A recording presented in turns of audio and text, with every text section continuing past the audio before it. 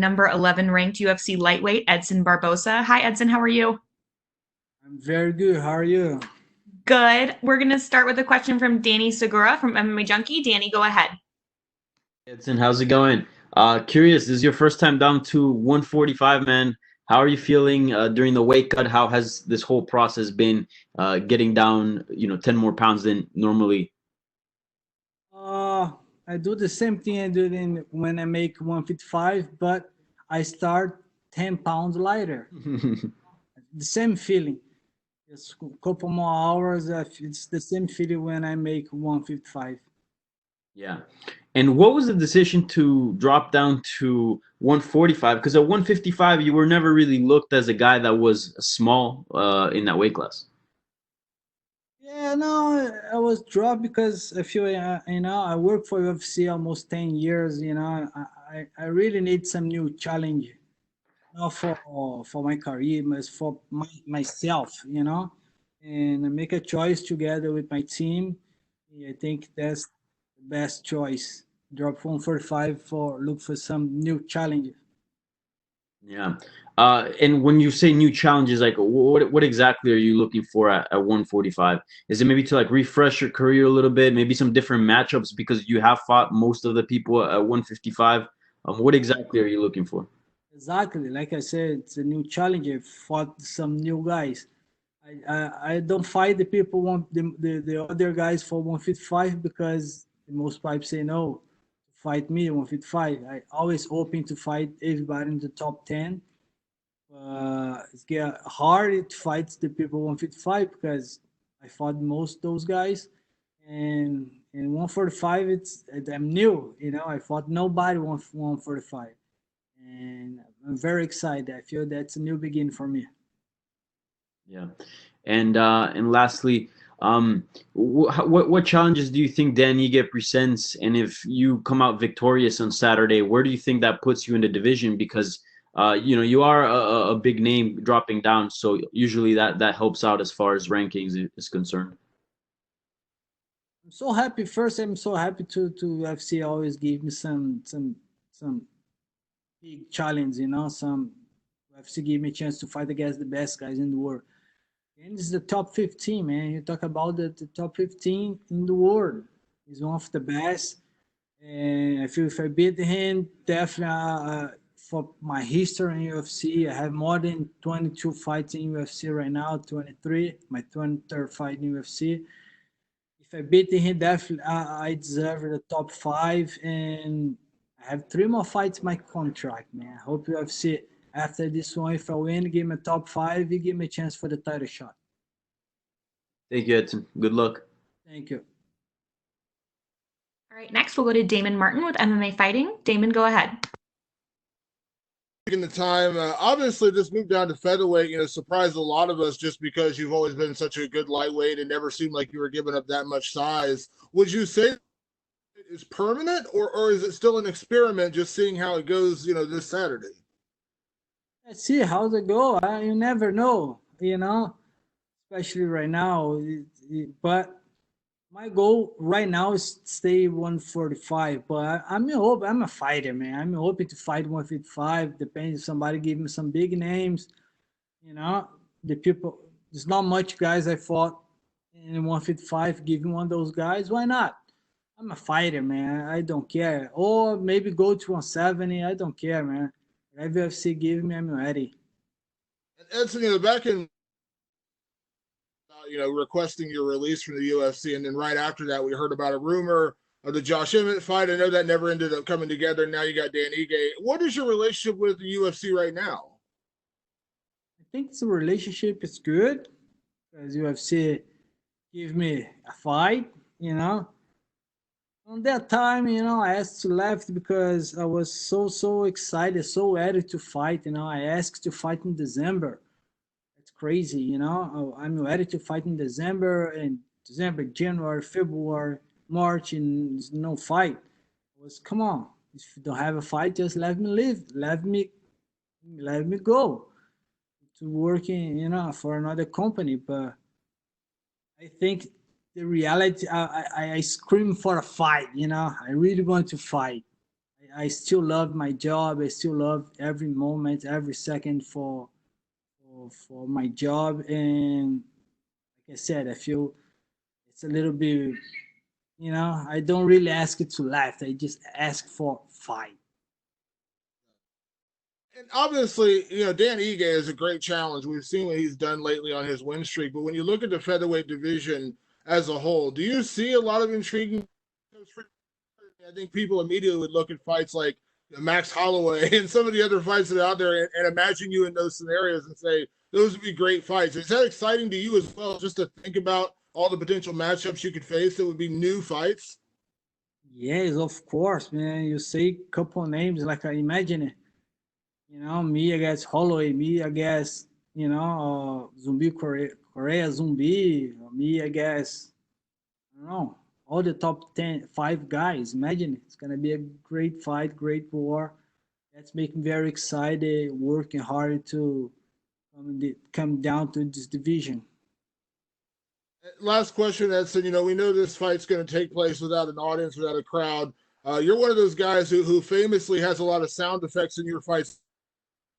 Kicks. How is it preparing for that part of it? I mean, obviously, you fought with smaller audiences, bigger audiences, things like that. But how do you think you're going to approach that? Will it change anything in terms of your approach to the fight? Are you looking forward to it? Like, how do you feel about fighting with no audience? Yeah, it's gonna be different, but I work a lot. I feel like in my training, I train like that with not much people around, and it's gonna be different definitely because I love, I really love the people outside because, like you said, every time I throw something, like a crazy noise, everybody outside, whoa, oh, it's make me, more motivated to keep you hurt the guy. It's gonna be different, but I think, but at the same time, you go in the cage, it's just me, my opponents, and the referee is not changing. It's gonna be the same. Thanks, Edson. Thank you. Next, we'll go to James Lynch with the score. James, go ahead. You talked about the cut to 45. Did you do a test cut before? Like, did you try and already make the weight already just to see if you could actually make it? No, not really. But UFC give me a long time to train very light. Like I said, I just, I was, like I said, when I dropped from 55, if I have cut 10 pounds to 145, just stay 10 pounds lighter. And I feel the same thing. Same thing. Weight's going down and feel great. I really feel great. Was there any difference in the camp, whether it was diet or maybe running a little bit more? How have you, shed those extra 10 pounds, or how are you going to do that? No, I it's my fight, my real fight to keep my weight high. I'm a healthy guy, man. I never did diet in my life because I eat clean my whole life. And you guys never see me off shape. Never, my whole life. I was a professional, man. I do everything right all the time. It's so easy for me, drop for 145 because, like I said, I do everything right. Who did you get to work with for this camp? Because we know a lot of the training camps, it's with smaller groups now. So who are some of your training partners? Yeah, I train in American Top Team. You have 1,000 options in American Top Team. That's why American Top Team is the best team in the world. Yeah, I have a lot of guys help me on this camp, and I'm more than ready for this fight. Absolutely. Was there anyone you worked with a little bit more, or was it just a variety of training partners? Like I said, every time he brings some training partner different, it's good for me because if you train more than one time with some guy, who's coming. Every time he's try to change a little bit, but yeah, I'm ready. And you talked about challenges at featherweight. One of the things with Dan Ige, he's never been finished in his career. Do you look at that as a challenge that really excites you, potentially being the first fighter to finish him? Yes, definitely. He's a great fighter, man. You're talking about he's a top 15 heavyweight in UFC. He's one of the best. Definitely, I'm so thankful to always put myself against the best guys in the world. And Damon referenced there a potential fight with Josh Emmett, that there was some rumors floating around with that. Was that ever something that was offered to you? Was that matchup ever something on your radar? He's talked to me about this fight. I'm always open for fight. You know, I don't know what happened, but I'm always open for that fight. When my manager called me, I say yes, of course, anytime. I don't know what happened. And then last question, where do you feel like a win over Dan Ige would put you? Because he's got a really nice winning streak heading into this fight. And I would imagine that's going to put you, nice in that top 10 as far as the featherweight division goes. Oh man, if I win and fight against him, like you said, he's coming with a lot of straight wins. And I think for my history in UFC, for everything I make for UFC, for more so close to 10 years work for UFC, I think if I win this fight, I deserve a top 10 and a top 10 on top 5. Really deserve and get the title shot. My dream is still the same, be a UFC champ. Appreciate the time, Edson. Thank you. Next, we'll go to Alistair Bishop with MMA Republic. Alistair, go ahead. Thank you. Edson, how are you, sir, firstly? Very good. How are you, sir? Fantastic. Sending lots of regards from South Africa. Edson, just a technical look at a guy like Dan Ige, who's got quite a healthy relationship with someone like Khabib Nurmagomedov. Do you expect him to try and implement a wrestling heavy strategy and really work a bit of pressure towards you? I really don't care. I really don't worry about that. Just worry about what I'm gonna do. I really don't worry, don't care. I know if I go there, I give my best. I want to win this fight, and I really don't worry about him. And are you confident that you will still carry an immense amount of power down to featherweight, even with a slightly bigger cut?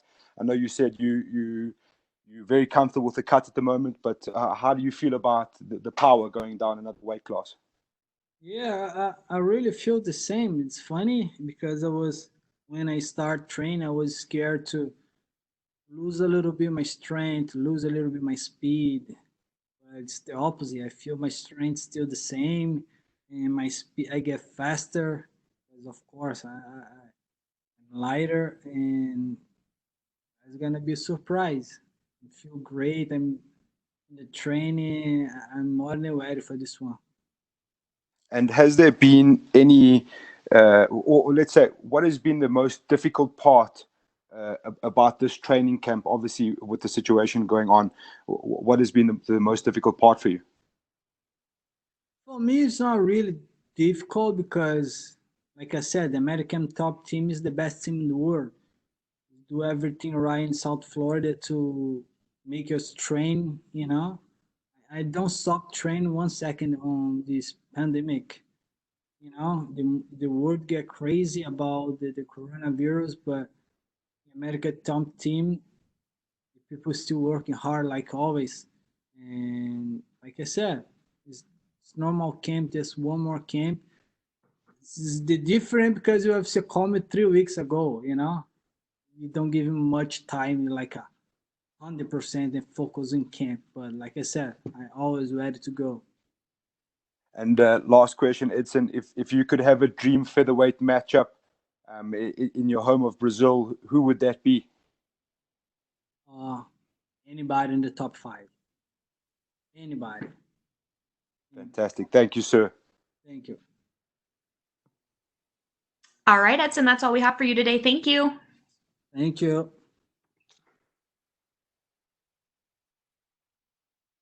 Hey guys, thanks for watching this video, and if you want to stay up to date with all our great videos and news, then click on the subscribe button and subscribe to the MMA India Show channel. Cheers.